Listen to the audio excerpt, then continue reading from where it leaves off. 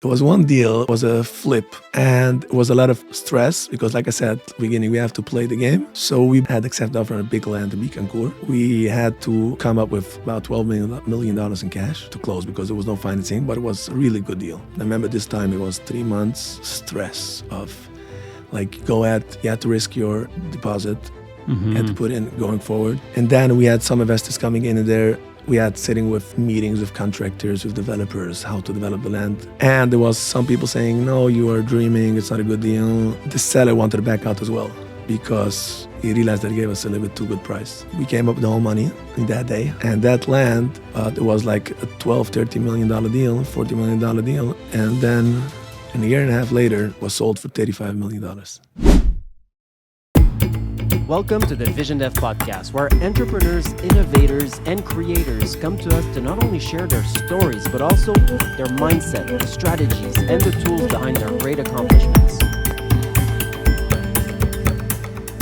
Hi, everyone, and welcome to the podcast. My name is Leo Burnett. I'm the founder of VisionDev, our real estate private equity firm here in Montreal.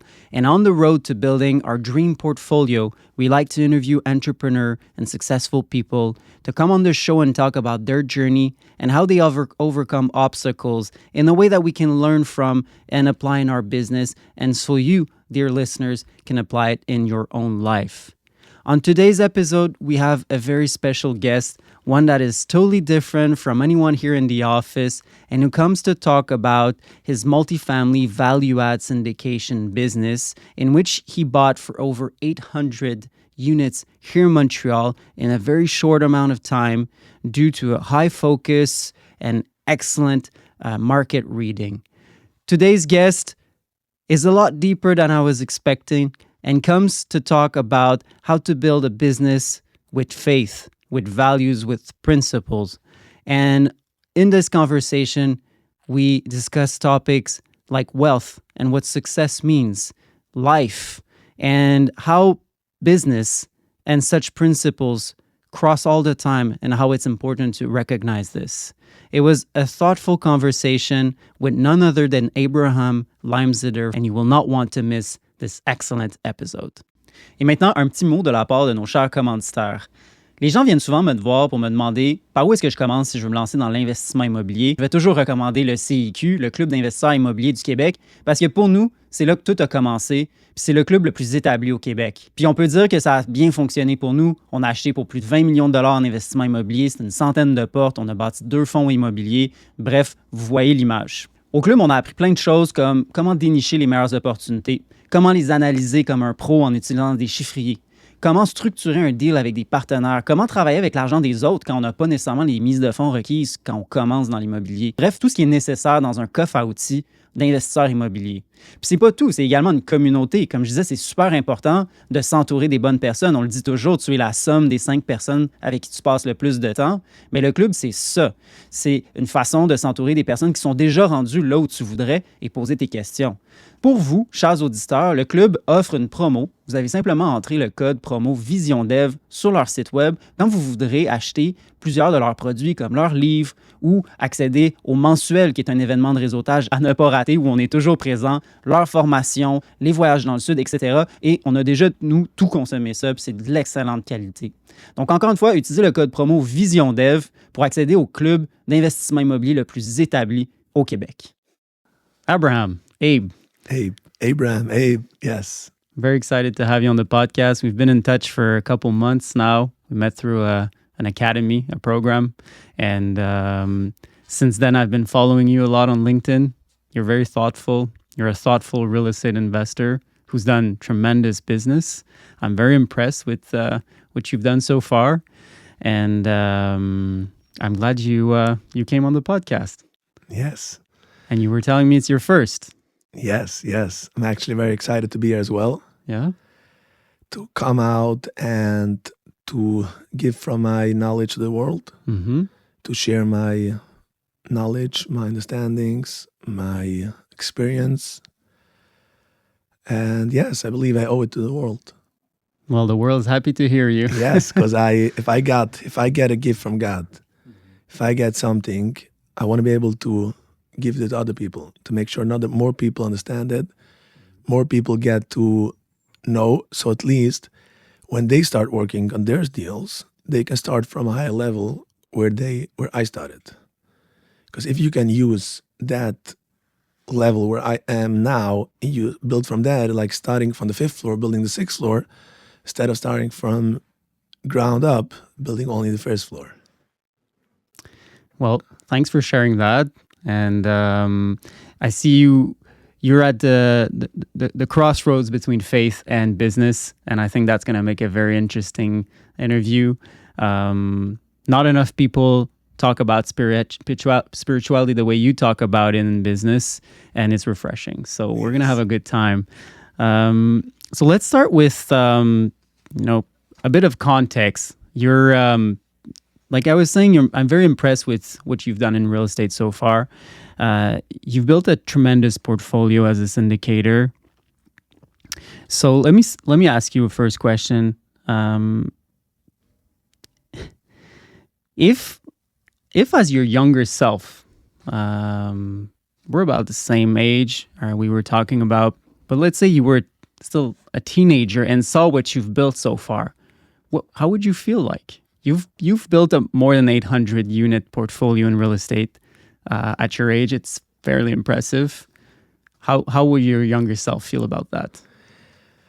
It's interesting, your question, because this question always puts me in a deep challenging spot to myself to are you happy what you built? Or you look at it like, no, that's not what I want. And as if it may seem to other people that, look, you're so successful, you're so ambitious, you delivered so much, there's always something in me that tells me that's not enough.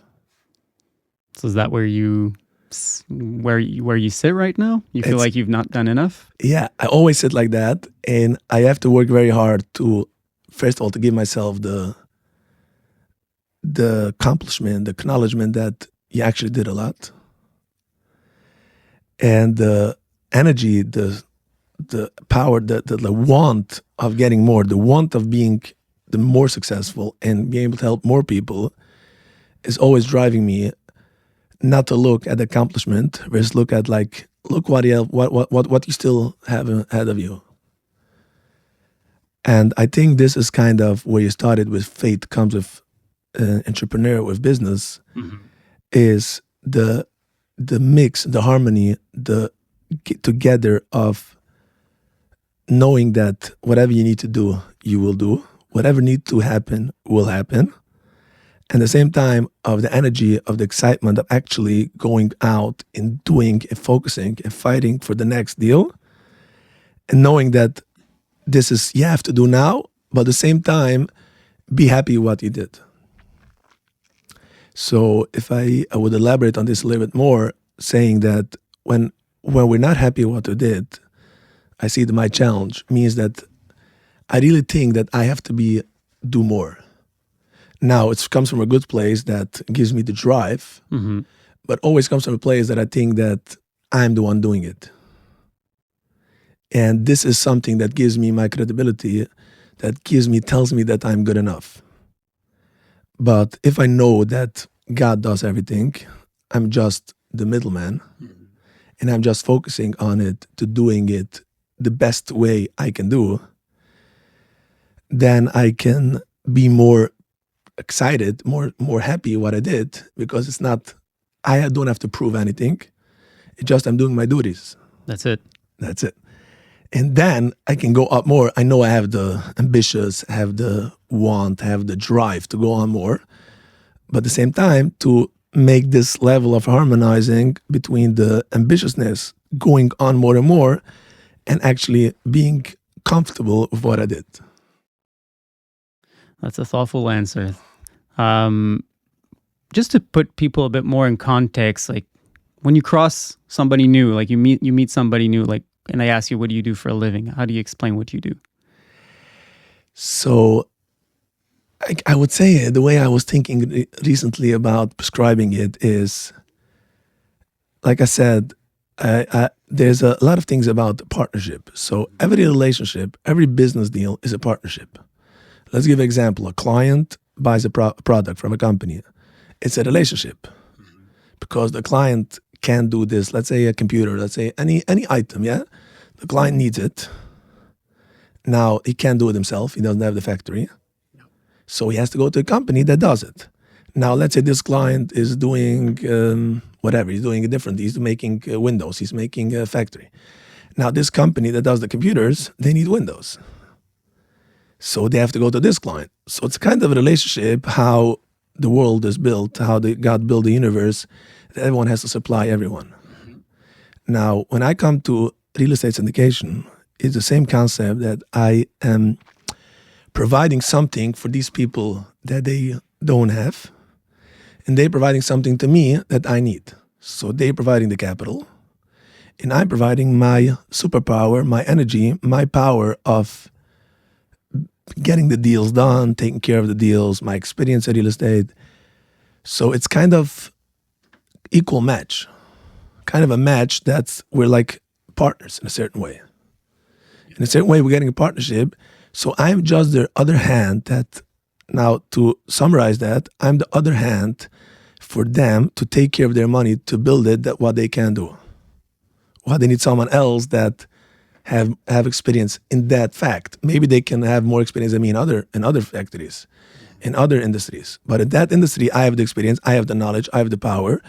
So I can give them what they need in order for their money to be built. So when when I meet someone and that's like, what can you offer me?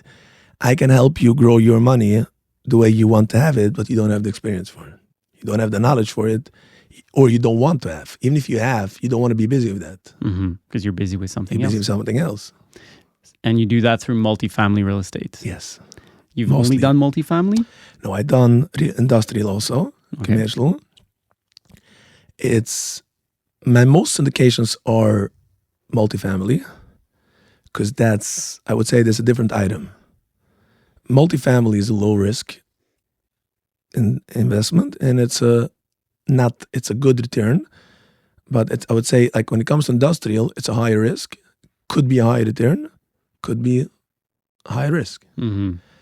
So most of the time when I approach someone, I would be very honest, very clear. What is the funds coming from? What is your focus on that funds? Because I won't say, like, put it into high risk properties, because the funds needs to be for a scholarship, for its pension plan, whatever the goal for these funds needs to be. It needs to be something that they can rely on and they could trust, they could sleep well. Versus when it comes to high risk commercial, it's supposed to be a different kind of aspect, different kind of investor, different kind of person that knows that, okay, this is a high risk, I take the risk, and it's a 50-50 chance. So matching the investment to the clientele, to the proper And you've been doing this for how long? I'm doing real estate now for, I would say, about 7-8 years. 7 or 8 years. 800 units plus commercial plus industrial. Yes. Impressive. So how did this all start? Do you have family in real estate, or who showed you?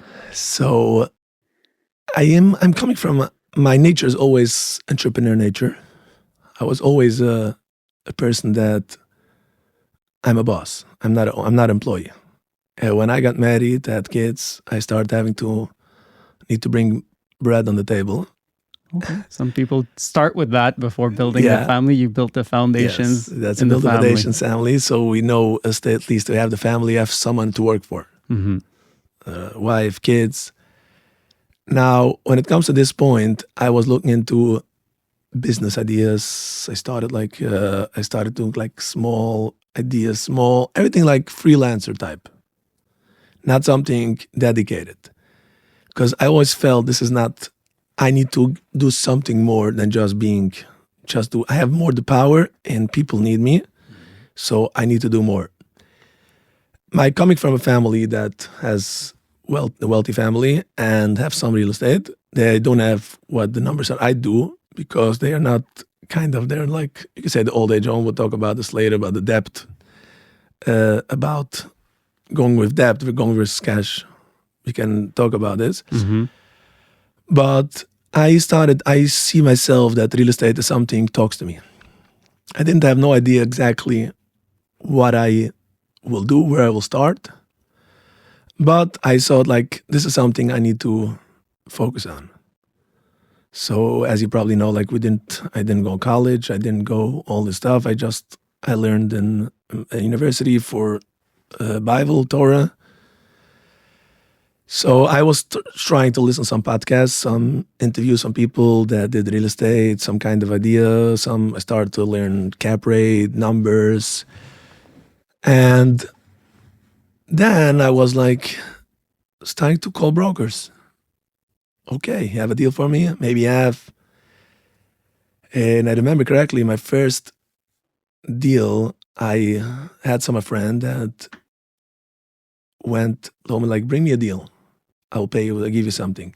We'll give you some consulting fees. And I went on Kijiji. I was trying to look online, Kijiji, find the brokers. And suddenly I found a deal, fiveplex. And I called them up, I have a good fiveplex. It was like, that time was 5 units in Laval for $460,000, less than $100,000 the door. For nice income, normal, decent. And he actually went through the deal with Lois financing, all this kind of stuff. And I made my 1% commission, consulting fee, call it. $4,000. 4.5 grand. I remember that day I came home, I told my wife, look what I got. I was like, whoa, you got like, it's like the biggest prize. prize, because I like $4,500 was like for me so much money that time. I was like, whoa, okay, you did it. And from then on, started finding, so I had friends that looking for real estate. So I started finding deals, started getting knowledge, the areas. When I started, I have no idea which area is good, which area is bad. I started looking in, okay, Montreal, South Shore, Longueuil. And looking back now on these times, for example, I had a friend that I helped him buy a triplex in Longueuil. The price was $300,000 to $40,000 for a triplex in Longueuil. Now the building is worth $800,000-900,000. And I'm thinking back to this guy, like that time I just made like a few $1,000s consulting fee and helping him manage a property, a little bit kind of stuff. But looking back on this, it's like, wow, I didn't even expect what's going to happen. So taking it from there, again, so this was the first deal, then the second deal, then another deal. Then I bought a house. For you and your family? No, it was first I bought a house for investment. I had a house for myself separately. Okay. A condo in the community. But then I bought another house, and we got 90% financing on that as like a single family home. And we start playing around, and times goes, and one deal, another deal. Interesting. So the interesting thing is that I never went through the same size deal than before. Always bigger. Every deal went bigger. Because like I said, I feel I have the power. So if you have the power, go to the next one. Mm-hmm. Why stay by triplex? Go to sixplex, go to 10plex, 9plex, 10 unit, then go to 19, then 47, 45, whatever came my way. Mm-hmm. And they were always finder's fees at this point. You weren't. No. So actually, but the first, I would say the first few buildings was like a triplex, 2 triplexes. I had this was finder's fee and commission. Mm-hmm. And then we started the next building, was a 9plex. I started radio syndication. Okay. So you want to explain what syndication is for those that don't understand the term? So I would say syndication is basically, like I said at the beginning, getting a partner to manage your money, to manage your property. I would say it a little bit differently. I would say take the concept of real estate and divide it in 2 aspects. Investing in real estate and operating real estate. Mm-hmm. A lot of people mix these 2 things together because they think they can buy real estate without running it. It's only real estate, it's only a side job. And indeed it's true, but you don't know if you have another job, if you're tied up to something else, and suddenly you get a call that it's leaking, and there's Christmas night or there's New Year and there's no plumber to find, and you have no choice. You have to pick up your car, go down, try to find the main water valve, and pick up all your keys and search for the main water valve, at least to get it off, not to burst the build, not to freeze everything. It's a lot of headache. It's a lot of responsibility, a lot of work for that. So when you take real estate investing versus real estate operation, it's two different things. Now, even when I buy myself, I have to consider myself, well, how much money do I put in? How much return on investment do I put in? And how much time do I spend without getting paid? That my time is valuable money, that if I get the return on investment for that time. Now, someone buys a property, if they want to run it themselves, then they have to know that this is going to take them a lot of effort, a lot of timing, even if it's only a small property, even if it's only a 10-plex, an 8-plex. And sometimes it's okay. Sometimes people are not tied up with such a other responsibilities, busy, like they have other jobs, but the jobs are not committing them like fully 9 to 5, or they can fluctuate. Then it's good. If they want to enjoy it, they want to be on the ground, on the ground, or be available for this phone call on the Friday night or whatever, when they have this timing, then it's okay. But for people that don't want to get to that disturbance, or don't want to get this issue, but they still want to have the benefits of real estate investing. Now, what is the benefit of real estate investing? I would say stocks. Some people say like you can make in the S&P 500, you can make this, you can make almost the same thing. Now, it's true, you can make, but you're only making on your cash what you put in. You're not making on your financing. There's no leverage. Now, you could take a leverage account also of stocks. The problem with stocks is that if one day it goes down, you have to sell that day. Or you have to put in the cash that day. Otherwise, you lose your stock options. And they're going to sell it for you, and there's no way out. With real estate, even if it goes down one day, nothing happens. You can take the time till it to recover, to recuperate and recover and get back up. And you have the benefit of the financing, the leverage.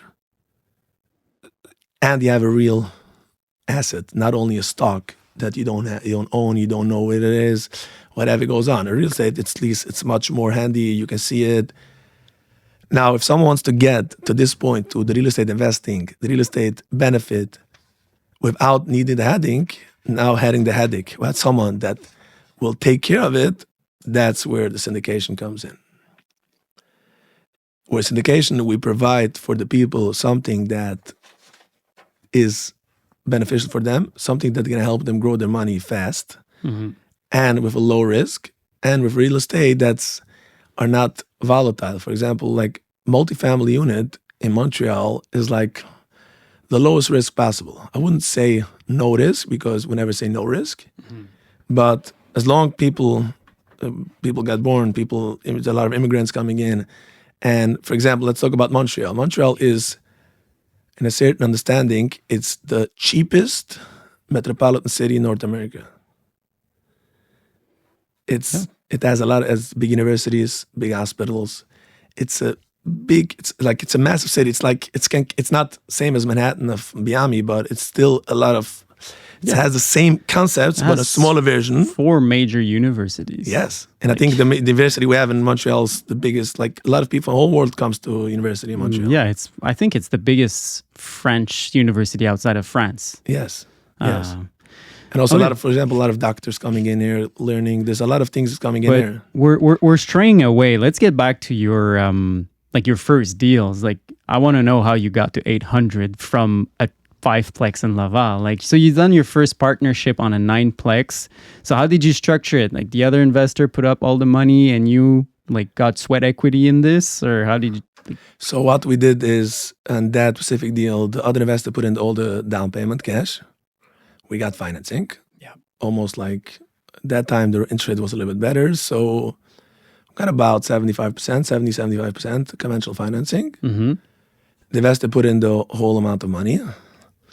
That time I didn't charge any fees, like management fees. Yeah. financing. In one thing, what else I did, because get to talk about, I started to do the financing myself, to go to the banks, not using a mortgage broker. Mm-hmm. I wanted to save time and get it quicker done. So my first deals, my giving in the deal was the management, getting the financing, getting everything with no charge. Mm-hmm. Like I didn't charge anything, and I got 25% equity from day one in the deal. So how did you feel after that when you signed that term sheet? So when I signed that term sheet, I wasn't ready in the middle of the next deal. So like I said before, if I always feel good about what I did, Yeah. so I felt very good about it. I felt excited that actually we did a syndication, Mm-hmm. first 9plex. And I did it with my partner. At that time I had my partner. And for him actually it was a second deal. He did some deal before me. Okay. But it was very exciting actually. It was very stressed. Like I remember the last few days before the closing, like what if the investor doesn't come with the money? What if? All this what ifs, like what if I wake up in the morning, I have to give like, what if he's not here? The money check is not there. Yeah. So when finally the signature arrived, I was very happy. But at the same time, I had a new responsibilities going on. Because now I have to deliver. Now it's on me to make sure that this money getting done. And this is one of kind of the strengths of me, that I always respect other people's money, and other people's money is like before my money even. This is my top priority. So instead of being happy, I would say some people are happy that they did the syndication. I was not happy because I want to see deliver the results. Mm-hmm. I was not even like, I was happy that I got to that point, but it actually took me a lot of responsibility of, now you have to deliver. Now's the time for you to make this happen. Mm-hmm. Because it's not only getting the deal closed, it's actually getting the results. But it was good. It's finally like we did something. And at the same time, we were already in the middle of the next deal, 10 unit. So it was in between the both. How did you find your first investor? I was actually, one of my friends referred me to him. So it was friends and family at Friends first? and family, yes. And then you did a couple more deals. Yes. So then we did, it was hard, a lot of deals. Not every deal was so easy. Mm-hmm. Because we had to do another deal and we had to come up with investors, and we got to financing to the bank to get the financing. And when you have to juggle around between all these areas, this stage, because you have to get your financing approved because you don't have too much time. You have like 60 days for financing. Mm-hmm. And the investor, you cannot wait starting financing before you have investor, because then it takes too much time. So you have to play around between all the games. So we speak to the bank, we tell them like someone else is coming to file, but first let's get it approved. And once we get the investor, we'll update the file accordingly.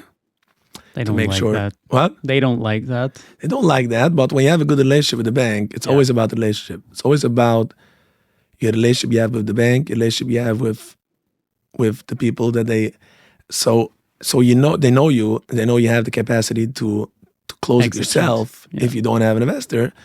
Now, once we get to the final point, we had to update them an investor. And sometimes we had to sell the deal the last minute as well. Because the investor didn't want to come in the money, wanted to only buy the whole deal. Mm-hmm. So he gave us a finder's fee. We always had to play around with this game of allowing till the last minute. And it's a hard game. Yeah. It's not an easy game to go because it creates a lot of stress. So like lots of balls at the same time in the air. Same air. It's like one thing I've learned through our journey, similar journey, is that you have to act. Like you don't have all the cards, but you still have to act, and you create a momentum, and that momentum makes other cards show up at some point. And you don't know when it's going to show up, but at some point you'll have all the pieces of the puzzle and it's going to work. And you didn't know if you'd have them in the first place. So you have to like take a shot, do things. And an investor of ours like told us like a good lesson when we started, like you have to do things in parallel. Like you start the financing, but you don't even know yet if you have the investor, and you do a few things at the same time, and at some point things will merge. Sometimes they don't, but most of the time they will. So actually, there's where it comes in faith. Yeah. We discussed in the beginning that where faith comes in, because you have to start doing the job and doing the work. But I would add a big point you said about you have to act a little bit. It's not only act, you have to really believe and be there, because if you need the investor to prove your deal, then you're acting kind of, I call it like a kid to the investor. And you need the investor to make you feel successful. Mm-hmm. And the investor feels that. And he doesn't want that. He wants that you should make him feel successful. You should give him the support. You should give him the confidence and the clarity that he is investing by you the right place. He can trust you. Mm-hmm. But if the only way he can trust you is by giving you money, if you need him to make you feel worthy, Mm-hmm. then he won't give you the money. Yeah. That's a big challenge where I saw a lot of times that if you want to get to this point, you have to get to the reality, to the strength and the confidence that you're going to make it happen. Yeah, money doesn't go down, goes up. It goes up, right. Yeah. Right. And when the investor feels that, and he can really see that you are you can say the father, but it's not the father figure. It's like the confident leader that he can rely on. The leader. Then he can give you the money. And if you show him that you're desperate for his money, that means you're not a leader. So how can he trust you? Mm-hmm. What's the biggest deal you've done so far? My biggest deal I've done was, we've done a few big deals. What was 200-door portfolio. Amongst, spread amongst how many properties? I think it was 19 buildings. 19? Yeah. That's a big endeavor. Yeah. 19 roofs. 90 roofs. And it was actually very exciting, this deal. And yes, there's also, we did 120 units. One building? Two buildings, actually. Two buildings. And that was also very good. This was two buildings. It was a easier deal because it was only two buildings, and you had a good investor for that. So yes, this was exciting. And what's the deal you're the most proud of? There was one deal what we had was the most stressful deal, but it was not a syndication, but it was a flip. Okay. And it was a lot of stress because, like I said, at the beginning, we have to play the game. So we bought a land it's probably in the news. I don't know if it was in the news. It's about 3-4 years ago. We had accepted offer on a big land in Bicancourt. And we had to come up with about $12 million in cash to close because there was no financing, but it was a really good deal. It was over 10 million square feet. And there was really I remember this time it was 3 months stress of you had to risk your deposit, you had to put in going forward. How big was the deposit? It was $100,000 deposit, the notary. And then we had some investors coming in there. We had sitting with meetings with contractors, with developers, how to develop the land. And there was some people saying, no, you are dreaming, it's not a good deal. And the seller wanted to back out as well, because he realized that it gave us a little bit too good price. And the last week we had to was a lot of energy involved, and that was a lot of work, last minute work, that finally we finalized our investor, and we came up with the whole money in that day. And that land we had a big investors, big team. I won't go into details now, but it was like a $12-13 million deal, $40 million deal. And then a year and a half later, it was sold for $35 million. Wow. And we are I wasn't a big part of it. Mm-hmm. It was a small part of it, but at least it was good money for us. So you you flipped the I $12 flipped the million deal, basically. deal, or you No, I you flipped. weren't- Basically, I flipped the $12 million deal. I got a good finder's fee. Yeah, And then they sold it and the rest. they doubled or tripled it. They tripled their money. So I was very happy for myself how much I got. Yeah. And I was very happy for them Mm-hmm. that they able to get it. And I will give you an example how last minute stress comes in and how we need to figure it out, because the seller was very strict on the closing day. And there was like, he said, if you're not 5 o'clock signed on that day, there's no closing. Yeah. And even though he was not right, because a closing date is not rigid, like there's no way to back out of a deal because a Yeah, it closing was date. not a. It's not a- the time was not of the essence. Yeah, but still, we didn't want to get into Yeah. that point.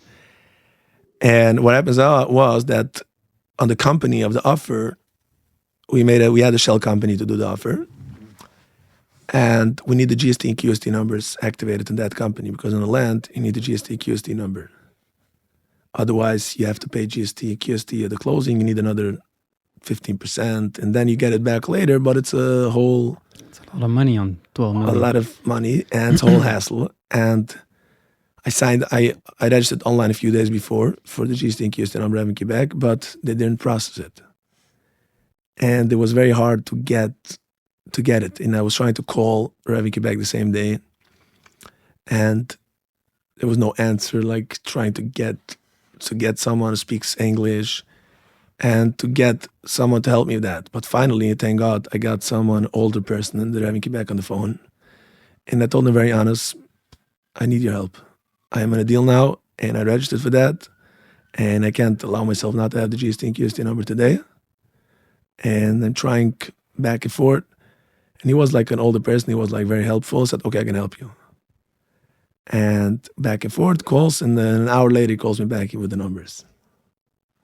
Nice. And this was kind of also like, I remember that stage, I was like, I have to get this number. There was no choice. There was no choice for me saying, okay, I don't have the number, we'll figure out another way. No, this is plan A, and this has to become. So, when in this journey did you get this moment where you knew what was the business you were building? Because I know when we start in real estate, it was probably similar to you. Like you flip a deal, you find this deal, you do your first syndication. You're exploring. You don't exactly know what your business is about yet. You're trying to find your way in this business. Is there a moment in all of this where you knew what your business model was, and that was the start, and that's when you started, copy pasting and like building a business around that? It's a very good question. And I would say, first I'll say it in one word, and then we'll get to the real answer. I think there's never such a time. Mm-hmm. What I'm saying is, imagine yourself sitting in a small place. You have only a tiny window to look out. Now you can only see whatever is fitting if you can see this tiny window.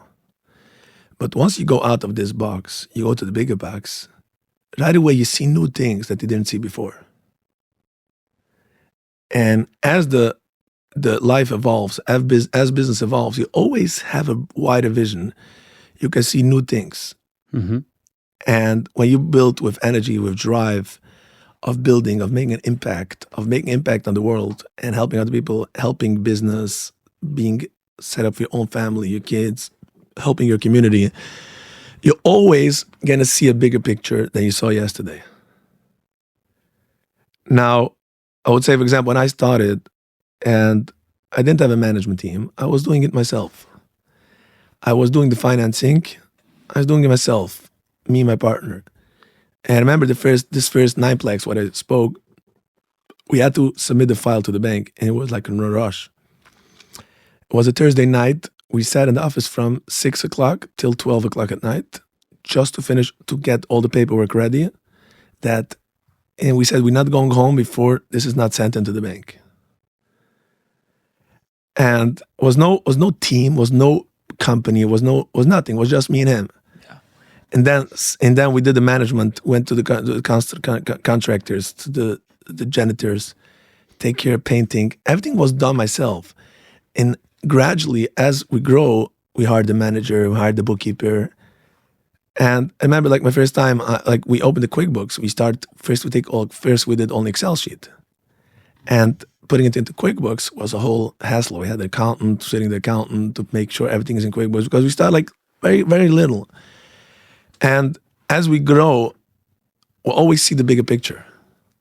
Now, when someone else looks back on me, say, oh, wow, you have a management company, you have a financing company, you have all the companies.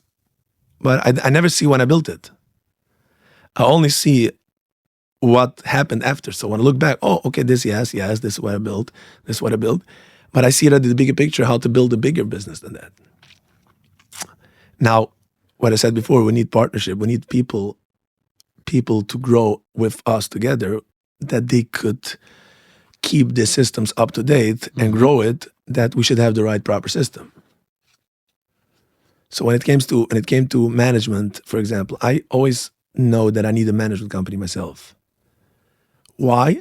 Because I say always this word, if a building goes good, you don't really need a management company. You don't need help too much. But when it goes bad, nobody can help you really. So when you have the own team and you are the control of it, you can make sure that it is put in a lot of effort. I'm not saying there's not good managements outside. There is good management companies. Good point. I like that. Yeah, but I like that concept that you want to make sure that in order to control your investors' money, in order to be respective, to know it, you have to know the business. You have to know the in and outs where you can save money, because there's a lot of things you can save money. You can buy material for cheaper. There's a lot of things that you save money. Now, sometimes I use a management company because I know people that I know I can trust and I know they're good, but that's a concept. So when it comes to building, I look back on myself, oh, I built that. Oh, nice, okay, tap yourself in the back. But like I said, my goal is always to grow and to be bigger. Now, I know that the way to grow to be bigger is by delegating the jobs, getting other people on team where they are the level where they are, that they can grow as well. But I think how we have to phrase it is that you always have to be in the growing mode. If you're not in flow, if you're not growing, like look at a human body. If your heart is not operating for 1 second, you're dead. You always have to fluctuate. It has to grow. And at the same time, you have to make sure that it's getting systemized, it's getting taken care of, that nothing should fall down, fall aside. So I want to understand how you see real estate investments. I'd like to understand first, like, what would you consider or how would you define risk in your industry? So when it comes to risk, I would like to define it in a few stages. First of all is the risk of losing capital.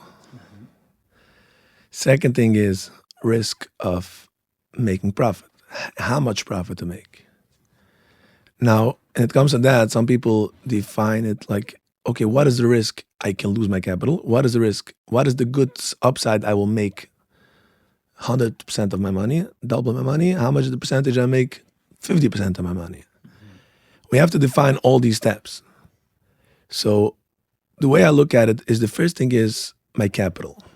Is this risky or is this safe? Now, once we have defined that stage, then we can see what is the good side up, how much percent chance do we have stage 1, how much percent chance do we have stage 2, and how much percent chance do we have stage 3, like best case scenario. Yeah. So probabilities. So what is the best case scenario? What is the worst case scenario? And what is the medium case scenario? Like I said, but the first of everything is the risk of losing capital. Now, when it comes to this point, there is a saying in real estate, in multifamily at least, that you never pay too much for a property. You might buy it early. What this means is that let's say you have a property, the price is 200 a door, 195, 190. Today's days, coordination, you go outside of Montreal, it's a little bit cheaper, 170, 180 a door. Now, let's say you overpaid with 10,000. You did a mistake of overpaying. It's not a mistake that you might lose money. It's a mistake that might keeps you longer to make profit. Mm-hmm. So what I'm saying is you didn't buy too high, you bought too early. Because in 2 years from now, this price would be a normal price or even good price. So maybe you did a mistake, but at least you didn't lose capital so much and you could wait it out. Mm-hmm. That's when it comes. So that's when it comes to multifamily, I would say if you keep yourself in the low market, in the mid market, most of the times you're not losing capital. Now you have to watch not to overpay because you might overpay 225, 250 a door, and then you're not be able to sustain it to get to the point to get back your capital, or you might have to sell it for a loss. Most of the time, that's not the situation. Versus when it comes to, before we're going to speak about commercial, just when it comes to even to new construction properties or condos, this kind of stuff is, after all, they're competing with old buildings. But when it comes to new construction, you're paying much, much higher. Now you're getting a Cadillac, you're getting a good object, a good item, but you still might overpay. It's going to take longer to recover. Yeah. So that's why I normally stay away of buying new construction. I would consider developing. I'm actually developing some projects as we go, because at developing you have the control and you can do it from day one. But when you buy the new construction project, it's more as a turnkey project. First of all, there's no much space to Create value. optimize, create value add, because the value is there. And the risk might be much harder. Now, another point regarding risk, I like to consider mid-market, not high market, not low market, mid-market. Because when you look at an apartment in downtown, you pay $3,500, $4,000 rent. How many percentage of the population could afford this amount? Versus you go mid-market, or even not low market, but medium to low market, there's much bigger population that could afford that rent. So your risk is automatically much lower. Yeah. And if market dips, well, you have all the market above it that can still and afford it. And what I see as well is when it comes to mid-market, there's, again, I might be wrong, but I think there's more chances to make much more money. The roof is higher than the high market. Totally agree. So that's why I'm talking about the risk of multifamily properties. Mm-hmm. So in general, multifamily by itself is a low risk item. Yeah. When you consider the mid market and now the high market and the good buildings, old buildings but good buildings, you most of the time are very in a safe zone. Mm-hmm. A safe zone versus to lose money, lose capital. And this is the focus, I would say, should be for everyone, as pension plans, scholarship plans. Yeah. I would say, like, I see, like, a lot of people invest in QPI funds and pension, in like scholarship and RSPs, all this kind of stuff, but they never get even close to what we receive in real estate. They put in over a period of 10, 15 years, not even close. Mm-hmm. It's like in real estate we get over 10-year model, you get like 5 times your money most of the time, because it goes on, and depends on the deal, depends on the circumstances, but it's definitely much more than going into much more than just this basic savings account. Mm-hmm. Now, as we keep it in the low risk band. Now it comes to the second part of the profit potential probability, let's call it, is then we had the same thing. This low mid markets, there's a lot of space to optimize it, to create value, because like I said, the old buildings have a lot of challenges, and once you increase the living environment, you make a better living house, make more services, you're entitled to get more income, and eventually income grows, and you have more space to optimize it and to get the higher rent. That's it. That's what I always say. That's why we pick value add. It's because the top market, let's say it's $2,000 for a 4.5, which would be the top market for regular 4.5 renovated. Let's say that one stalls for the next 5 years, and like it's the worst case scenario. But for Yes. 5 years, it stays at 2,000. But you buy buildings where the 4.5 rents for 1,000. Right. You have a $1,000 Gap. upside gap. That's plenty enough to grow for the next 5 years, even if the market was to stall for 5 If years. the market stays as is, That's you it. still have time to get to this That's point. it. And so every time a tenant leaves, you can renovate, increase rent, you can improve amenities, etc. So you have space to grow inside the building, even in a market that doesn't grow. It doesn't grow. Correct. And 100%. so that's the beauty of value add, I find. And that's why we don't buy anything new as well. Right. Or we didn't ever look into building. That's a different beast. Yes. But it's a good point. So what's the first like 2 or 3 things you look at when you get a deal in your inbox? Like, how do you like just from a listing in your inbox? Like, how do you tell it's a good deal versus a bad deal? So, there's a concept of the back of the napkin the calculation. What's your So, back of the napkin? My back of the napkin is price per door, price per square feet. Like before I look at numbers, before I look at income, I look price per door, price per square feet. And I would say my number one priority is, most people don't look at it that way, but I think that's my niche, and I love to share it with everyone. Price per square feet. No, because the way I describe it is, everything is changeable except the square footage. If you have a building, you have 100 doors, you can make it 80 doors, you can make it 120 doors. You have the income, the cap rate, you can increase the rent, you can decrease the rent, you can make everything. But square footage is there, this is the fact.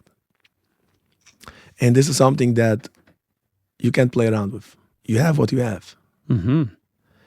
So if you want to have an easy way to see your potential and to see if it's in line, if you take the price per door, price per square feet together, and you see the average, you see the numbers where you play around, you right away know if you're in line, if you're above line. So let's say, give an example, let's say a property, if it's $225 a door and the price per square feet is like higher than 300, 270, 260 to 300, that means that you're a little bit pricey on the door and you're pricey on the square footage. So it means you have automatically, it gives me the attention that it's small apartments. And automatically, there's not much potential too much to go. Mm-hmm. So I think this is the first priority to look at before you make any Excel sheets, before you know, even you don't have to know the numbers for that. Square footage is not an easy figure to get oftentimes. Like, So I have to rely on the city's website. Okay. Again, it's we're talking about the first. It's gross square footage, Yeah. right? You're taking in like into account the commons, everything. You're just looking at the square footage of the like, plate. the plate, the square. Yeah. Okay. Right. But it's not important for me in that stage to know the exact square footage by apartment, because it's just to give me an idea where we're at. Mm-hmm. So it's basically comparing apple to apple, because you have so many deals. Yep. So most of the time, the first thing I look at, I take the city's website, I put in the address, what is the square footage? And another important thing to know, what I had a lot of problems with that. A lot of people, they come to you, say it's 40 units, 35 units, 30 units. You go on the city's website, you see a different number. So right away shows you that might be some units are not legal or recognized, so you can't use it for the bank for financing. You can't use it for anything. So that's the first thing to know. So when you look on the city's website, you see the number of units, you see the number of square footage. It's not always accurate, the square footage in the city's website, but at least to give you a glimpse what's going on here. Now, I will tell you a story I had. It's important to know, everyone, that the city's website is not reliable at all on the unit number as well. I had one of my stories was I had a hard story of that. I bought a sixplex, and the sixplex were on the city's website. It was 6 unit, And I knew that the zoning is not for 6 unit anymore, but we know that there's a grandfather clause that you have the permit, that you have it built. It's you have the right. Now, if there's a fire, it burns down, then you don't have the right to build back 6 units, only 2 unit or 4 unit. But what happens is, after we had to do some renovations, construction, they went to the city, and we found out the city says there was never 6 unit permit at all. It's only 4-plex. So I said, what do you mean? Like, I showed them the tax bills.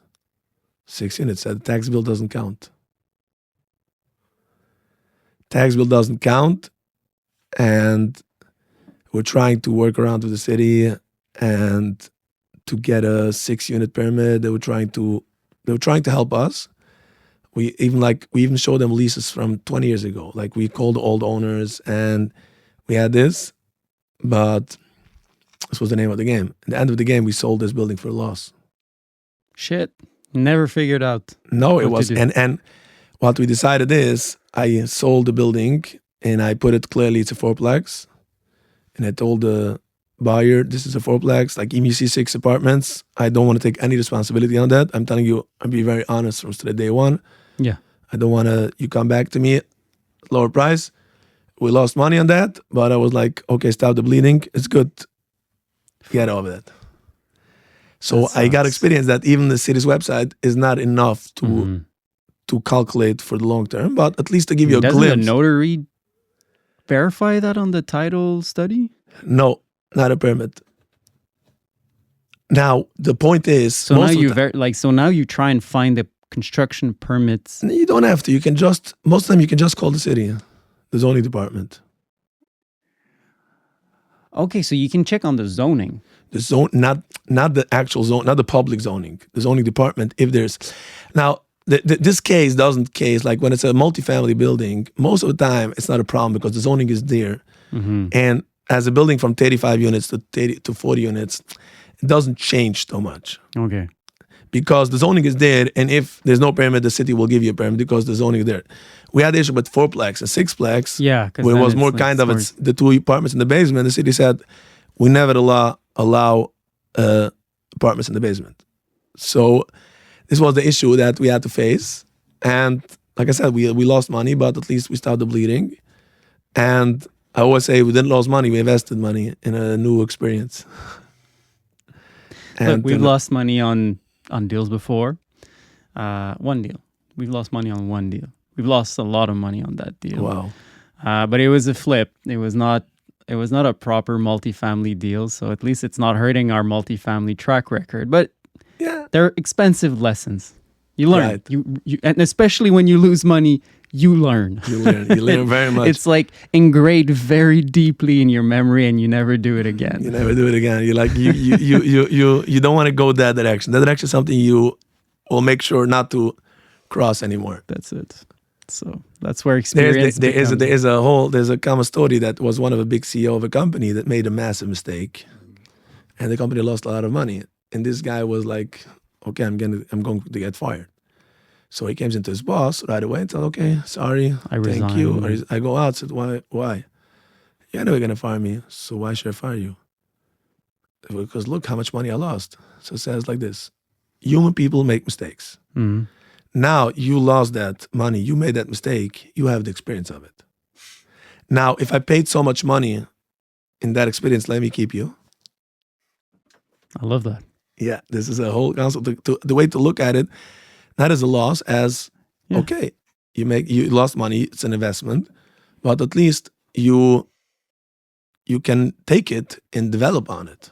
It reminds me of that Japanese tradition with the broken pots. You know, they fill the crack to repair the pot with gold, and that's a symbol because a crack, a broken bone, a broken pot, it's lessons, it's experience. So it's golden, right?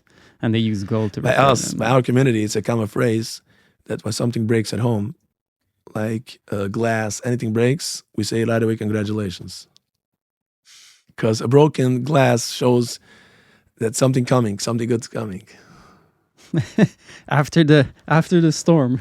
Yes, after the storm. Now we get to this point of going there. Talking about your community, like anything you've noticed, like you've done business with your community, but also like plenty of business outside of your community. Like, Yes. do you see something that Jewish real estate investors do differently and better that like we should learn from? Any hidden tips like on how to do business? It's I think the main focus is that we push very hard. Mm-hmm. And I don't know if it's like Jewish community people more, but people say when how we live. Like I have 7 kids.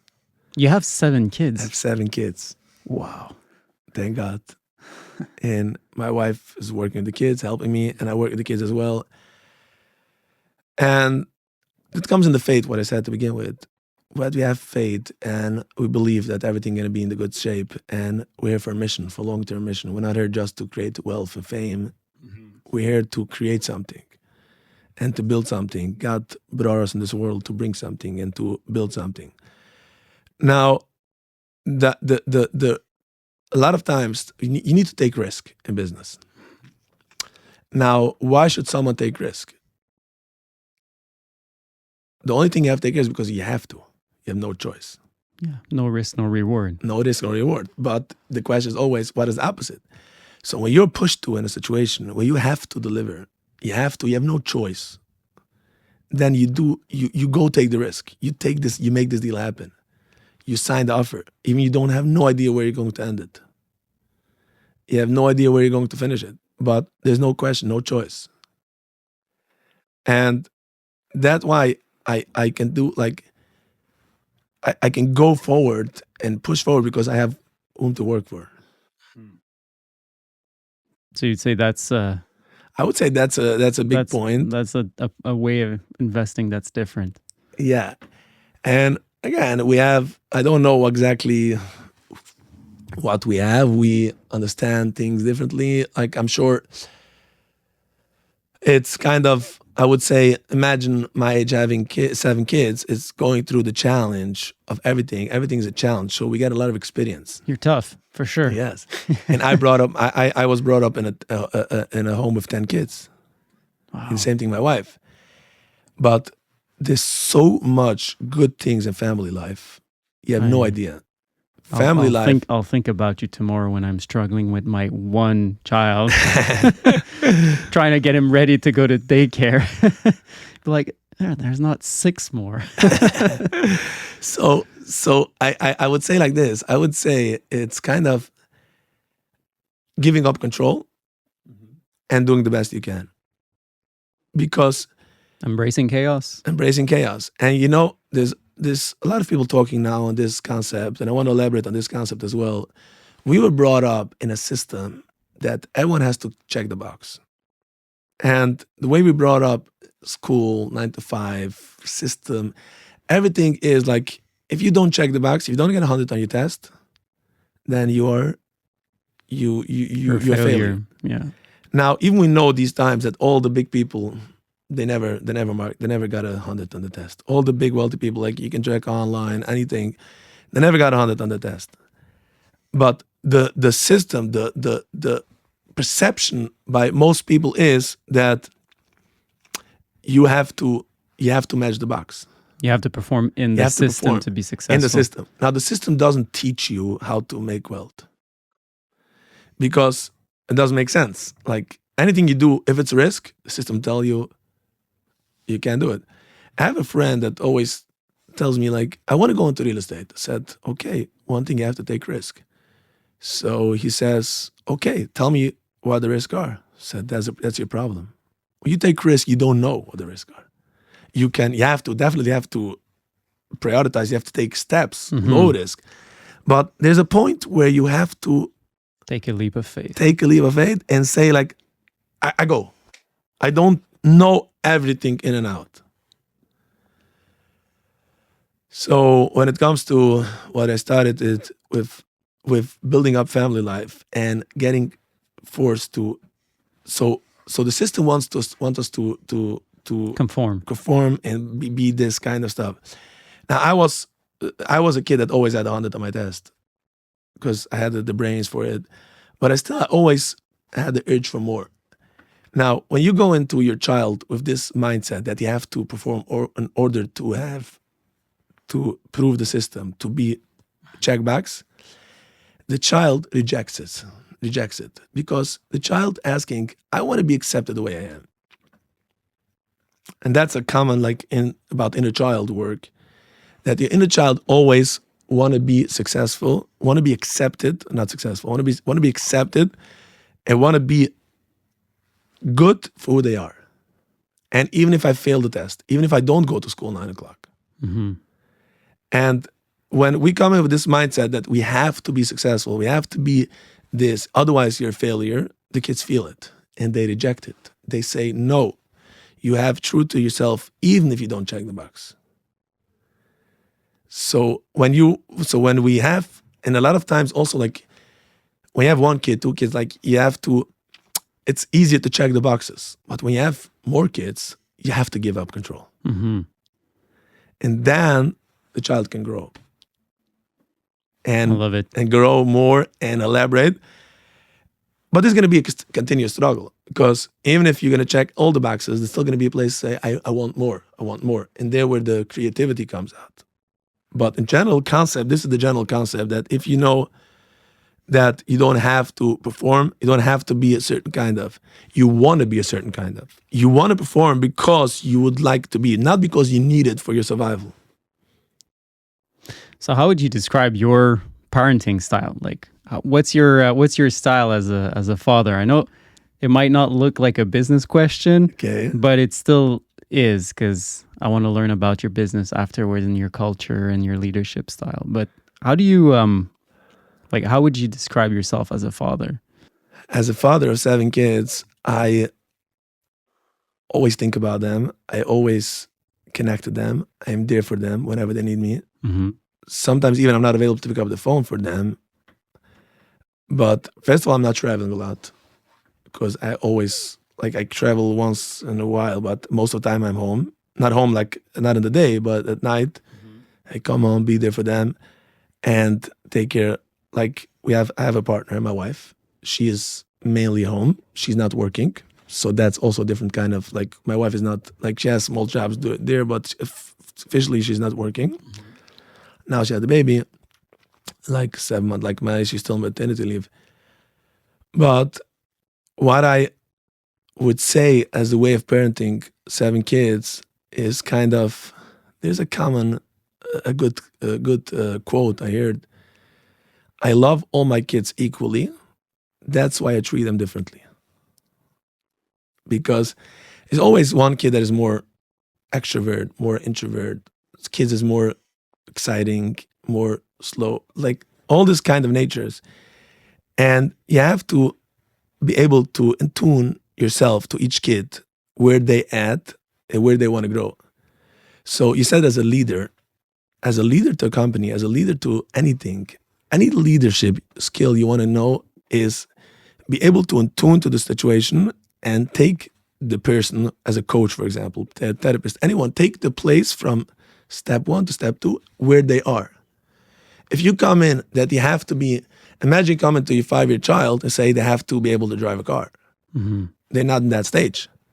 Now, but you definitely wanted your 5-year child to go from where he is, which stage he is in life, to go one step forward.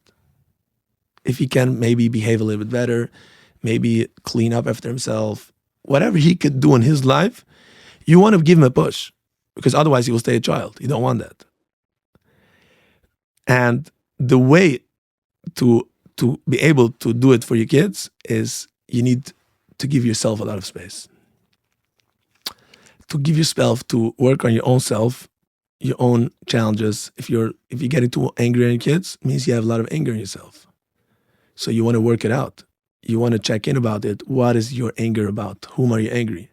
Because if your kid spills milk and you scream on it, you're not angry at your kid because he's a kid, you know that. So why are you angry? There is anger in your body that you didn't process. So kids are a lot of time a reflection to what you have to work on. I love that. And that's the way, when you come into that way, then you can clean up yourself from your own emotional turmoil, your own emotional challenges, and you can tune in your kid. What do they need from me now to grow from step 1 to step 2 in their stage?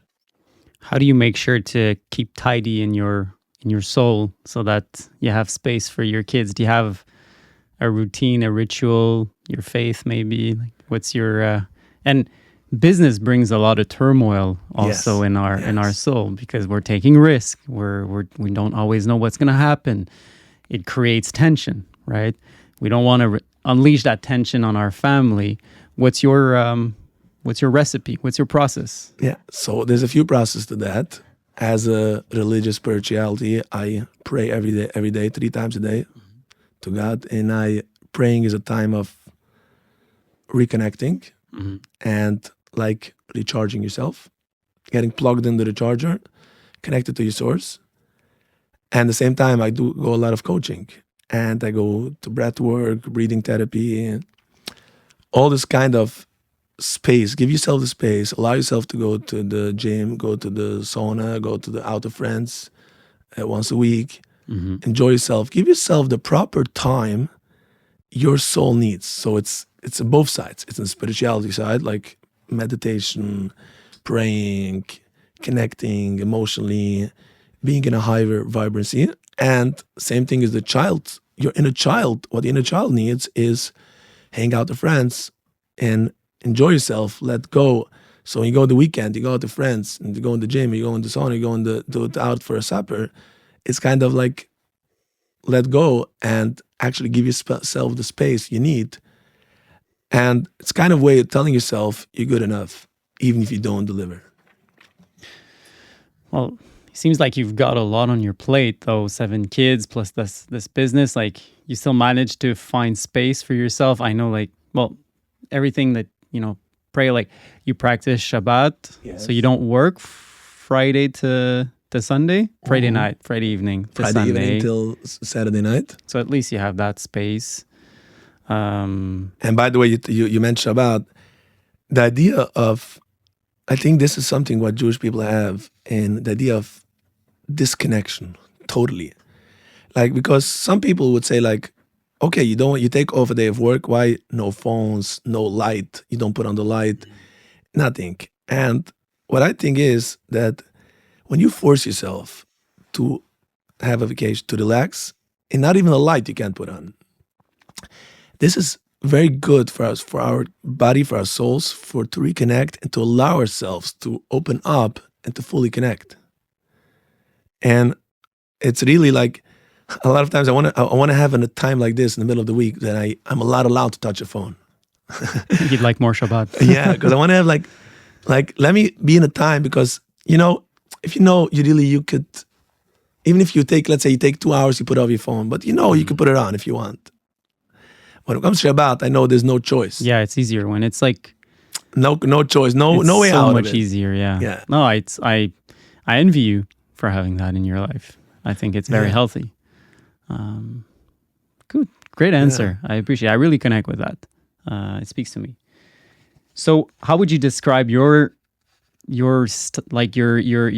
leadership style, or what does your team look like right now? So right now we have a little bit smaller team. Like, I opened up AB Lamb Realty a year and a half ago.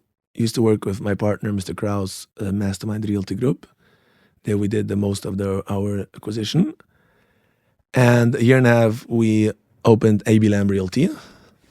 This was With your partner, Mr. Cross? No, This one is we yours. separate. He took over the Mastermind Realty Group, and I started a new company. Okay.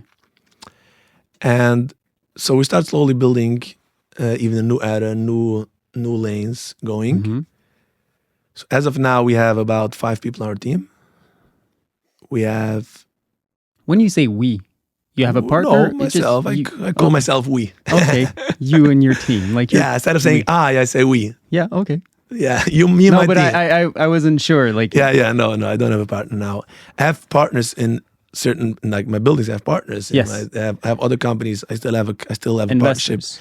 Even with Mr. Kraus, I still have the partnership in a financing company. This name sounds very familiar. I feel I might have cold called Mr. him in the past. Mastermind Realty Group.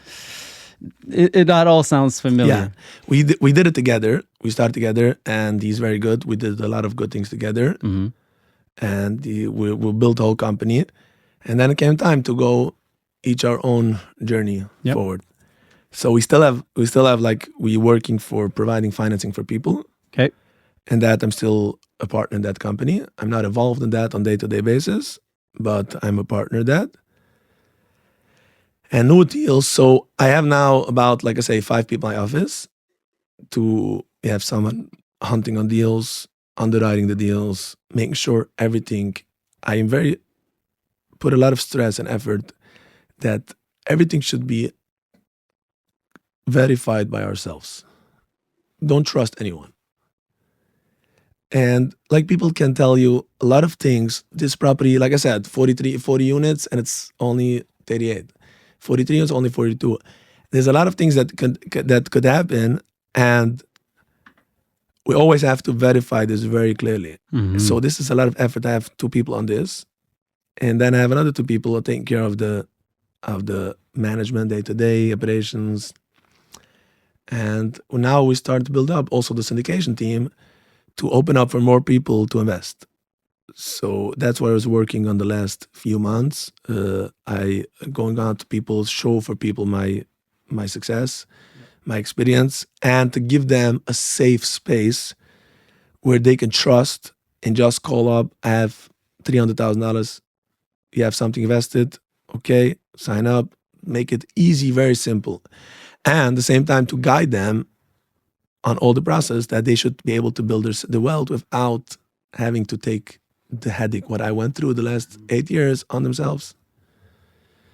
And eventually, hopefully, we're growing this to a very big company to do higher deals and bigger deals.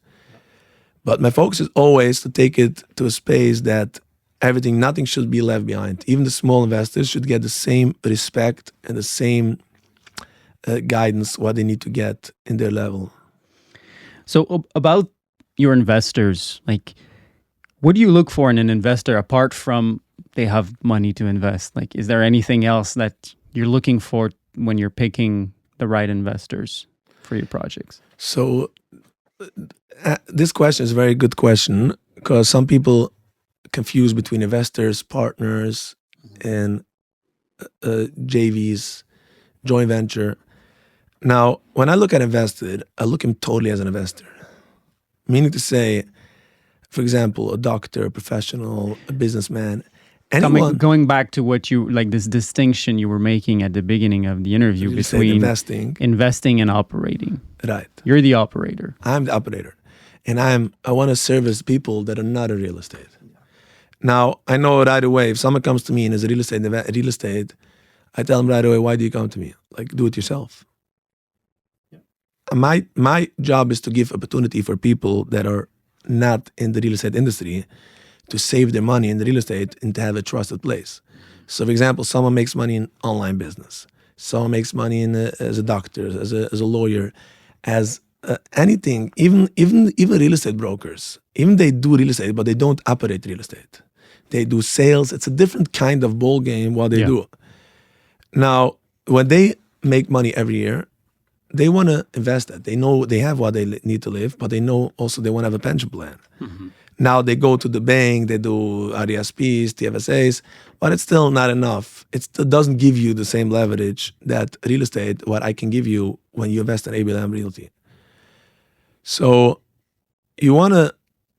these people, they want to know that they own a building and they have the trusted person, the trusted company that they can rely on. So when you're looking for an investor, you want it to be in that spirit. Yeah, it's to say it clearly, be very clear that this guy looking for my product. I'm not trying to persuade someone else to put in my deal what he's not looking for this product. Let's talk about wealth. Okay.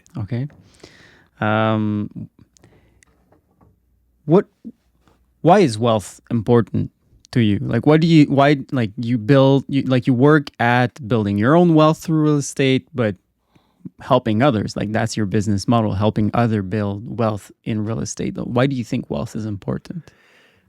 There's a common phrase by Jewish people that when someone asks you a question, you answer with another question. So before we're going to in why we need the wealth, is the question is what is wealth? Mm-hmm.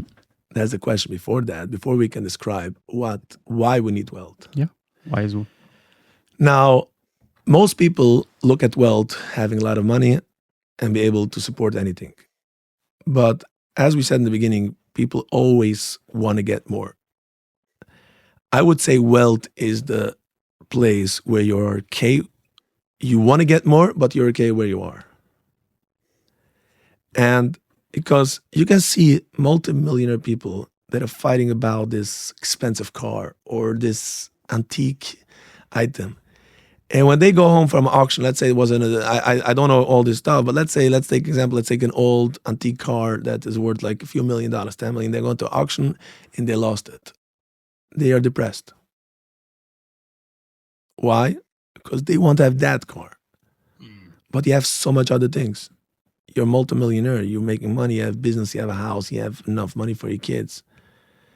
Because they don't have wealth.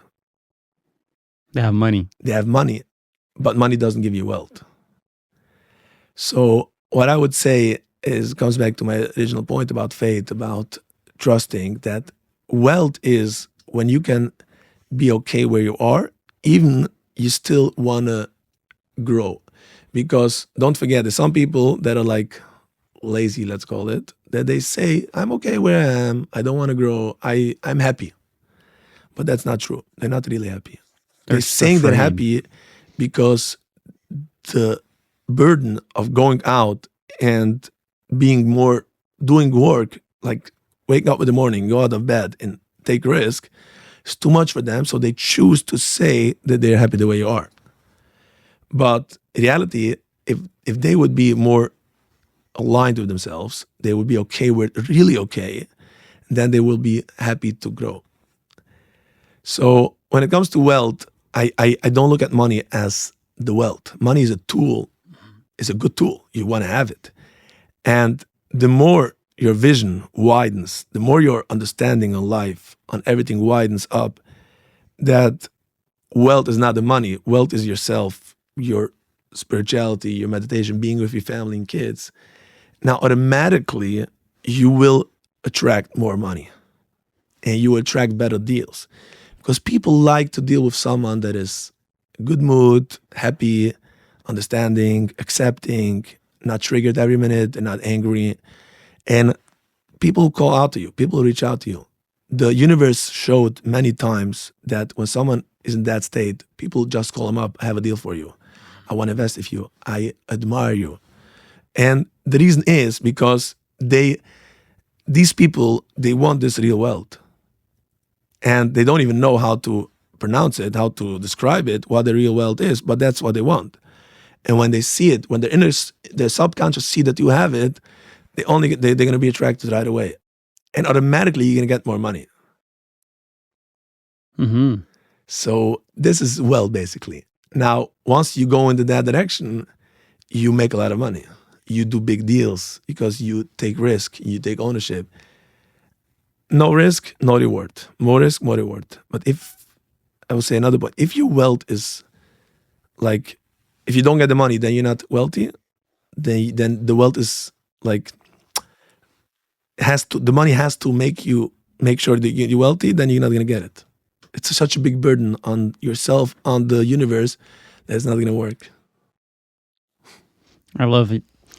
So what do you want to, like, what do you want your children to learn business wise from you? Like, what do you want to give the next generation?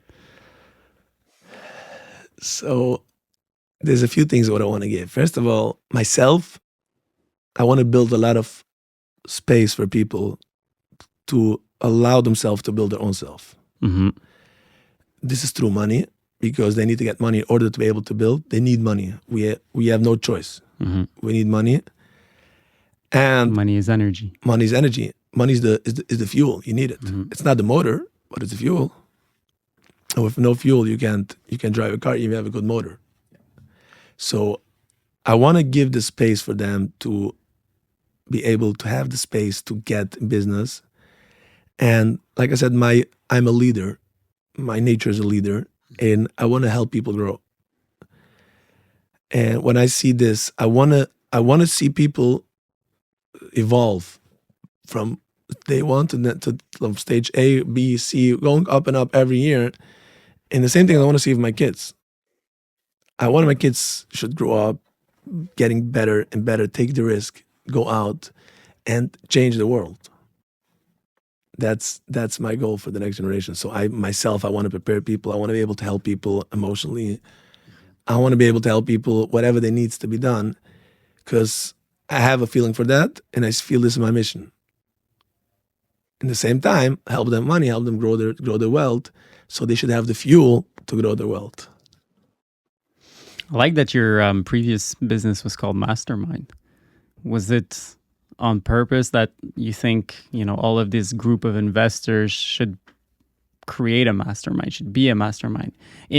To me, a mastermind, a mastermind is a group of people meeting regularly to advance their each other's causes, but together, where they can meet. And so was it called this way for that purpose as well? Yes. It was called for this way, to actually get people on, to bring out the idea that we're trying to help people together. It's not like I am this. Sometimes when you want to help people, you have to become a leader and you have to take the driver's seat. But you don't want to take the driver's seat and just run with the driver's seat. You want to have everyone together. So it's the kind of being a leader and being together. So what's your vision for AB Lam? AB Lam Realty. AB Lam Realty. So for your business, where do you see it in 10 years? I know you tell me that window keeps opening and the vision expands. But sitting where you are right now, where do you see the business in 10 years? So there's a few subjects where I see the business going, and this is my focus, my planning. The sphere is like I said, I want to build leaders. I want to build people. More than building the company, I want to build people. So my vision is actually, let's say, I have a lot of the energy, the space to give to people, to pick up phone calls, to deal with the investors, to make sure they're secure, they're safe, they get their needs, what they want. Now, my goal is to build this system that it should be able to scale. Now, I want to build people under me that should be able to do this work as well. Because technically, I'm 24. I'm outbinded by the time. I'm only a human being. Yep. But if I can build people under myself to do this work and to help people and to give them the space they need and to build them, that is very important for me.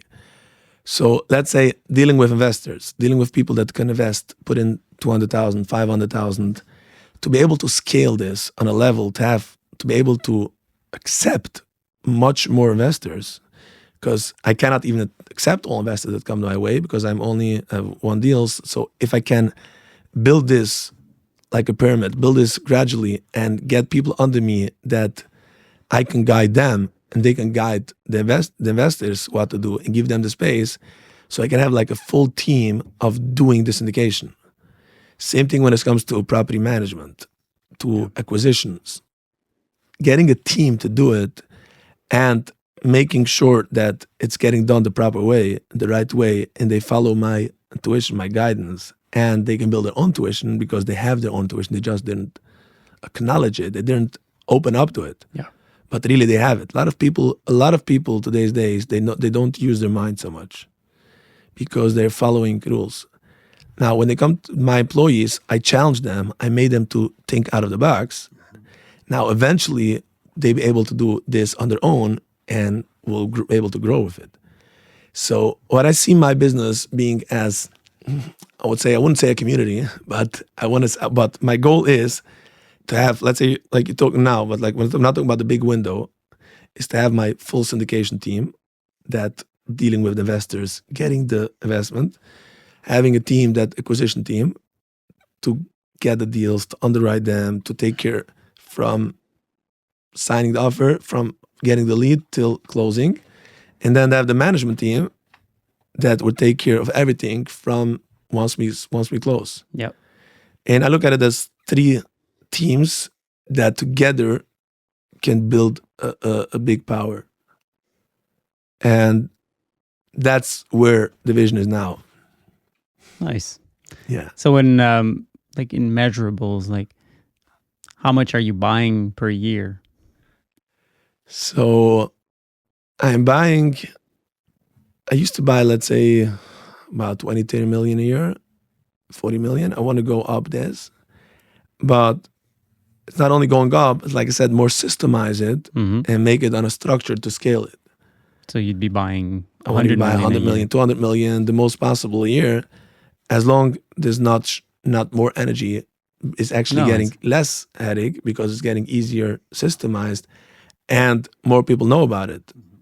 Now more people know me, more people see me and they connect to it. It's a kind of, I would say it's an energy what people connect to me. What I give the world something that people could connect and could accept it, and then they getting into this feed.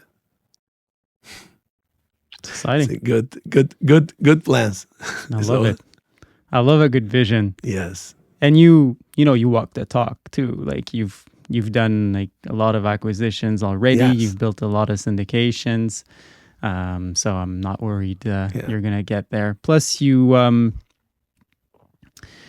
were talking about this, having this space to clear your mind, to be at peace, to be clear-headed. Yes. And that's the energy I get from you. So, I want to tip my hat to you on that. And Thank you. I took notes, really. I'm glad we met, and I hope we keep talking because it brings a lot to me. So we're going to slowly wrap up this conversation. I have a few more questions before this ends. First of all, is there anything that you've read or that you've listened to that shaped the way you think and that you like to share with other people that the audience might want to read or listen to?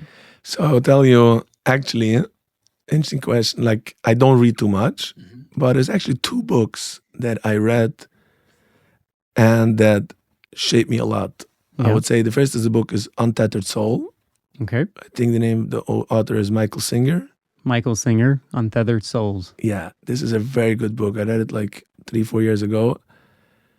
And it changed my whole vision, understanding of how to be grounded, how to back out of everything. Every situation you are, you want to be able to back out. You want to see yourself, see that.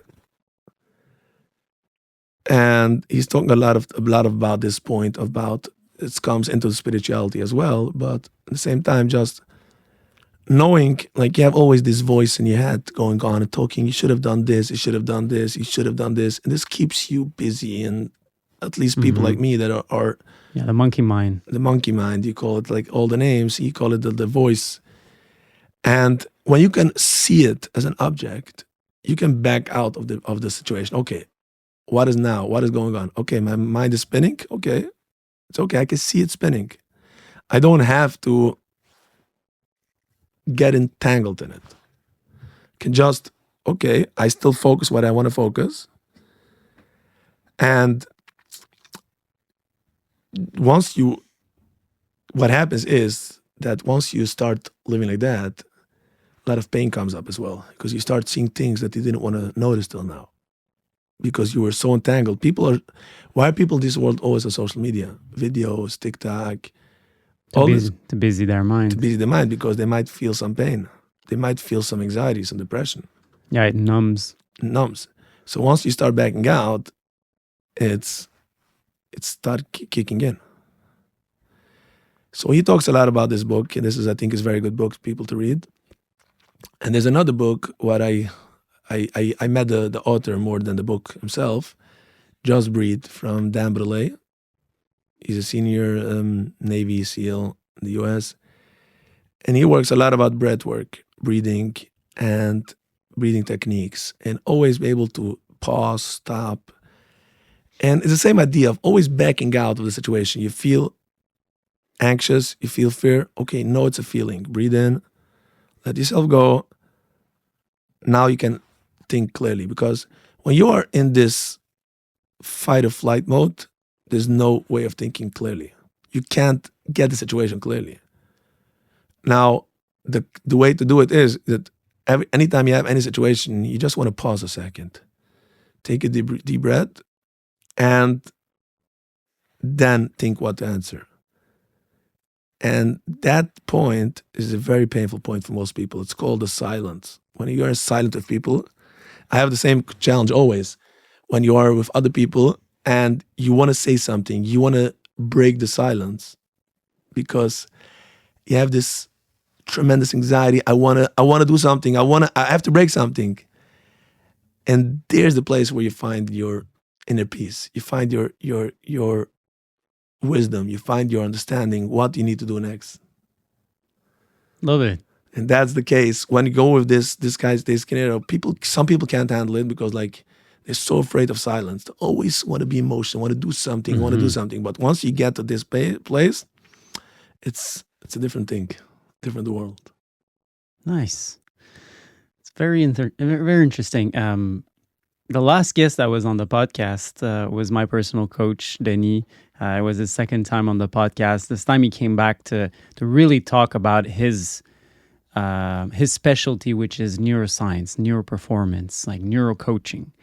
And he was re-explaining this whole concept to me, and he's been my coach for years, but he was like synthesizing in 1 hour, and it was super clear, and loved it.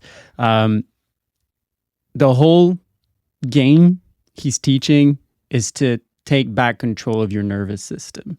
And that's exactly what breath work is about. Yes. Because through breathing, we can have a lot of control on our nervous system. What Dan Belay always says that breathing is interesting stuff. It's autopilot. Like you don't think you breathe all day, but you can still control it. It's have both options. And once you control your breath work, then you start controlling your nervous system. Is he the one who came up with box breathing? Or? I don't think box breathing. I think what he is the pioneer in is in holotropic breathing. Okay. On different than most breathing that most people talk about, because most people talk about relaxation breathing from the nose and calming your nervous system down.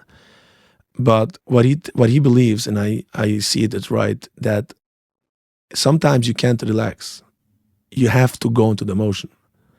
So you do a heavy breathwork session with breathing through your mouth, in and out, only through your mouth, not through your nose. You're actually activating the emotions. And let's say you have fear, you have sadness, you have anger, grief. You want to activate it because you want to give it the full space. Once you give it the full space, then it goes. So he says an example like taking a house after construction and this full of dust and dirt. If you go with a bottle of Windex to clean the windows with a vacuum cleaner, you're not doing anything. You need first to get the big dust out, the big dirt. Then you can go slowly clean with a cloth and make sure the house looks nice. So he says, breathing through your mouth is first taking out the big dirt, and you need the big vacuum cleaner, big machine. Once you finish that, then you take your nose breathing, slowly cleaning up the corners and making it the tiny things that needs to be fixed. So you do breath work every day? I do every day. I try to do every day a few minutes. And once in a few weeks, I go for a session to do a full, an hour long, 2 hours with a facilitator. So that's a group or? Sometimes in groups, sometimes in private. There's a few options, yes. There's a lot of people. There's Jewish people, non-Jewish people do it. It's a big world these times. There's another thing that's important to know. Like, have you heard of Gabor Mate? I heard of him, yeah. Yeah, he's a very big coach. And he believes a lot, like, that all the science is not really true. Like, you talk about ADHD or ADD, OCD, all this kind of stuff. I believe that he has a big point about it. I also see it that way, that it's always unprocessed emotions what doesn't let you go on with life the way you want to go on. And like we said, the system wants you to put in a box. So what happens if someone has a lot of emotions, a lot of energy, and the system put them into a box? Now imagine taking a wild cat and putting it into a box. What's going to happen? You're going to start jumping. You want to go out of there. Or imagine put yourself up a wrist on your hand and make it tight and you can't move. You start like, get me out of there. So what happens if ADHD mind, that the guy has so much unprocessed energy that the soul says like, get me out of here. I don't want to sit. I want to jump. I want to do something because it's kind of like, I have to get out of it. Now, if you give yourself the proper space, the proper place to process your emotions, then your soul says, your energy, okay, I'm good. Now I can let you stay calm and collected. He goes more, God Almighty goes more like all physical issues, physical pain is emotional to begin with. The emotion gets stuck in a physical level in the body. There's a lot of books about that. We're not going to talk about this full length now. I have to make another podcast with that. Yeah, you'll have to come back and talk about personal stuff. Like but that point. So you ask about which this. So this is now when you approach business the same way, you always back out of the situation. You're never entangled in the game. You have an issue. Bank calls you. The tenant calls you. It's chaotic. The first thing is, set back, take a deep breath. Let's see proactive. Tony Robbins is busy a lot of that. Like you have to be proactive, not reactive. You want to control the game versus getting controlled by the game. And only that time you can be a leader. Easy said, not always easy done. Not easy to get done. Experience helps a lot. And you always want to start where you are. I would say the biggest problem today's world is people don't realize where they are. I think that's probably my biggest, let's call it understanding this year, like in my whole personal development journey, was to accept myself. Like it sounds very broad, but accept where I am, accept what I feel, not react to it. Like embrace it the way I feel about anything. If I'm scared, if I'm worried, if I'm sad, not try to remove the feeling or get rid of it or reject it. And that reduces so much. So when you're saying accept where you are and start from where you are, like the child that you're looking at, accept where he comes from and start from there. There's a lot of accepting what is, and accepting is a strong power. And we reject a lot more than we should. We reject our experience. We reject others' feelings. Right. But we need to see them, like you're saying, from the way where they are. Yeah. And a lot of people think that by denying a fact, let's say they think they have a challenge, or they feel fear, feel anxiety, and they think that by denying it, they'll be able to skip it. But they don't know by denying it, it fully controls them. It's giving it power. It's giving it power versus by acknowledging it, by seeing it, okay, I see you. It's good and important to recognize, kind of like a little baby cries. A kid comes home, cries from school or cries someone bullied them. Well, the kid needs one thing, needs a hug, and needs Tati tell them, you're okay. You're good the way you are. You're safe. And when the kid feels that, he's fully okay. He can go on next day. And the same thing you need to do to inner child as well. To accept, know where I am, not deny the fact, and give yourself the space. So back to the point, by accepting where you are, it's only way to grow is by realizing where you are, realizing what you can do, what is in reach, where you can grow. That's the only way to grow. People want to do things that they're not capable to do. It backfires. And they getting backlash, and then they give up because they didn't want to accept the fact where they are. It's hard. It's not easy. It's easy said than done. Yeah. I need a lot of work for that, a lot of coaching. It's worth the investment. It's worth. Because that's the only thing you start living. We talk a lot about personal development on this podcast because I think it's behind business success. It's behind business success. You can't. I think that is like when I started to do coaching, going to therapy, breath work, I was afraid. I didn't want to tell people. So I was like doing it inside, confidential. And I know people needs confidentiality. But then after year 2, I started realizing that I'm living two kind of people. It's one person here. It's put me a lot of stress. So slowly came in that this is me. I'm fully into that.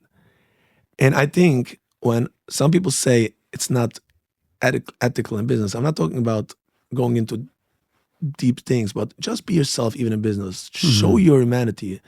Be human being. Don't be a robot.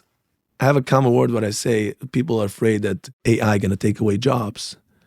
So I say if your power is only an AI power, then definitely AI gonna take away your position. But if you can sell something more than AI, meaning to say, most people, they're only selling what they intake. So they have like, let's say an Excel sheet in their mind, let's say a Word file. They have a lot of intelligence, what they learned, and this is what they're selling back. Now AI is much better than that. But if you have your inner power, inner energy, your gut feeling, then nobody can take it away. So when it comes to if AI gonna take away my job, depends who you are. If you're in a piece of AI, if your only strength is your knowledge, then AI has more knowledge than you. Amen. What? Said amen. Wrong word. Yes. Abe, I have a last question for you. Yeah. I love that one. If you could put something on a billboard that the entire planet could see, a message to the world, what would you write on it? Trust. Trust the process. Trust the process. Trust the process. I would say this is do what you need to do and trust. It's not. It's easier said than done. Trust, because it's a lot of emotional barriers that block that. But I would say this is the number one point. Trust. Go and do your things and trust. Same time, take responsibility, take ownership. If you make a mistake, then you're gonna be accountability for it. But be persistent. You can trust the process. But you can trust the process. If you have to follow what you want to do, but trust and do and keep going. Abe, thank you so much. It was a great conversation. People have your information in the description of the podcast so they can reach out. Yes. And Thanks. This was an awesome Leo. talk. Excellent. Thank you. Thanks. So another great conversation ends. I hope it brought you tremendous value. If it did, please like, subscribe, leave us a 5-star review on Spotify. Also, you can always drop a comment. We love reading them. And don't forget, our guests would be happy to speak with you. So don't be shy reaching out. So that's it. That's all. See you very soon, my friends.